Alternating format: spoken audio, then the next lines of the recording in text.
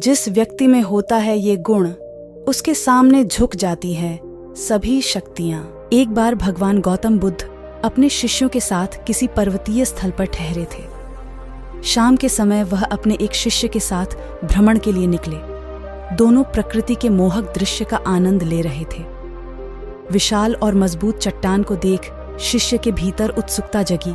उसने पूछा, इन चट्टानों में तो किसी का शासन नहीं होगा, क्योंकि ये अटल, अविचल और कठोर हैं। शिष्य की बात सुनकर बुद्ध बोले कि नहीं, इन शक्तिशाली चट्टानों पर भी किसी का शासन है।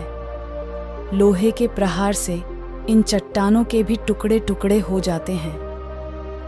इस पर शिष्य बोला, तब तो लोहा सर्वशक्तिशाली हुआ।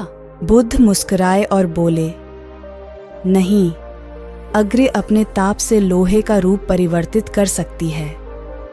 उन्हें धैर्यपूर्वक सुन रहा शिष्य बोला, इसका मतलब अग्नि सबसे शक्तिवान है।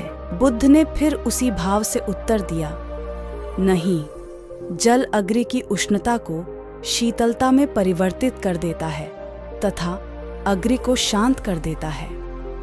शिष्य कुछ सोचने लग गया। बुद्ध समझ गए थे कि उसकी जिज्ञासा अब भी पूरी तरह शांत नहीं हुई है। शिष्य ने फिर सवाल किया, आखिर जल पर किसका शासन है? भगवान बुद्ध ने उत्तर दिया, वायु का। वायु का वेग जल की दिशा को बदल देता है।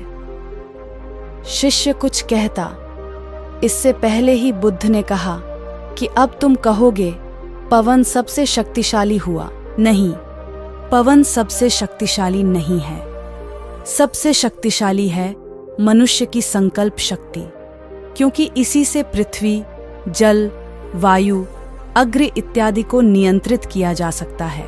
जीवन में कोई भी महत्वपूर्ण कार्य संकल्प शक्ति के बगैर असंभव है, इसलिए अपने भीतर संकल्प शक्ति का विकास करो।